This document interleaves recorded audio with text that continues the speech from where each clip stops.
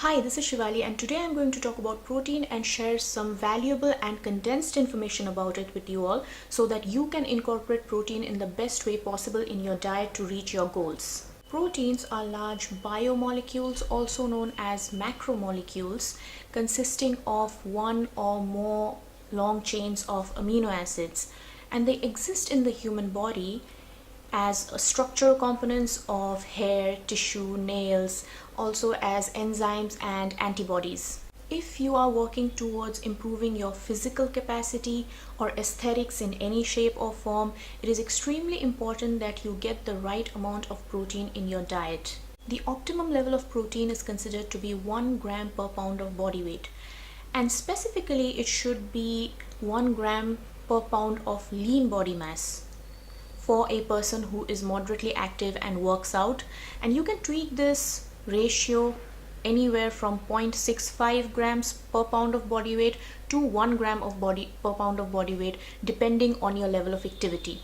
Now let's see what happens when you do not get enough protein from your diet. Well, other than keeping you alive, protein helps the body to heal more efficiently, which means that if you have done a grueling workout and you did not consume enough protein in your diet, then you may not recover fast enough from exercise, because exercise is basically stress on your muscles. When you stress your muscles, they have these tiny tears, and when they rebond to form back together, which mostly happens during your sleep, they develop strength and endurance during that reforming. And how will they rebond if you do not feed them enough protein? Proteins are more satiating than carbohydrates. The body requires more energy to metabolize protein as compared to carbohydrates, especially the simple carbohydrates, which means that protein stays in your stomach for much longer, which makes you feel fuller for longer. It is also very challenging to overeat protein as compared to carbohydrates. Have you ever noticed how people are able to eat almost twice the serving size of simple carbohydrates? For example, people can eat double the amount of white rice if it's in biryani form. That is because carbohydrates are very easy to overeat. Protein is difficult to overeat, and fat is almost impossible to overeat. So if you don't have enough protein in your meal and just fill yourself up with carbohydrates, you are going to be hungry in an hour again and need to refill it. But if you include a tiny bit of protein in your meal, then you'll be able to go on much longer without feeling hungry. I can go on and on and on about protein and what happens when you do not get enough protein in your diet, but just to point out a few things and to say it in a nutshell, if somebody is deficient in protein, then a lot of problems can arise, like low libido in men, hormonal imbalances in women, sluggish metabolism, slow or no weight loss despite exercise and eating right, blood sugar imbalances, feeling hungry too often and not being satisfied even after eating, and much more. Now that we have touched on the subject of what happens when you underconsume protein, let's crack how to get optimum protein in your diet, because it is not only about eating the right amount of protein, it's also about getting the right kind of protein. Are all proteins the same? Absolutely not. There are 20 amino acids required by the human body, 11 of which the human body can make on its own. They are called non-essential amino acids.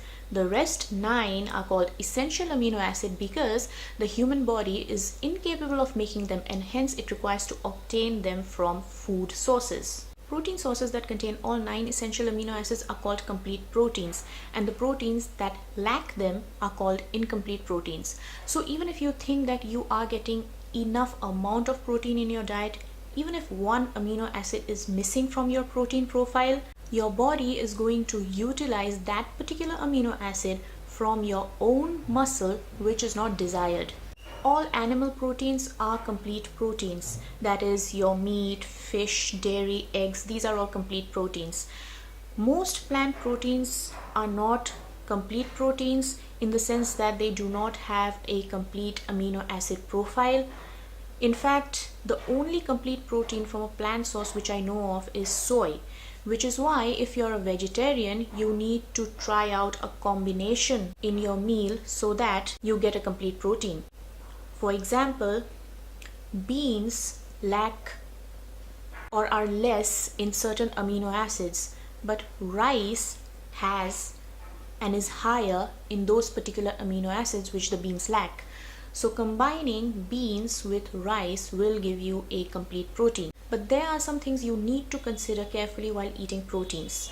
Too much protein will spike insulin, and insulin is quite possibly the number one hormone you will need to regulate if you want to lose weight. So don't eat like a huge piece of steak or a huge piece of burger in your meal. Nutritionists and doctors suggest it is best to keep your protein within 85 grams per sitting in order to not spike up insulin too much. Combining protein with simple carbohydrates spikes up insulin a lot, probably a lot more than it would if you would have had the two separately.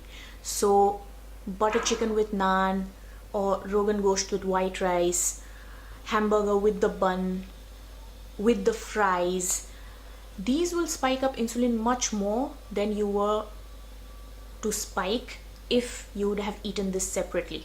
So do your proteins, but do your proteins correctly, because it is not about the consumption, it's about the assimilation and utilization. I really hope this video helped you, and until my next video, stay healthy. Bye bye.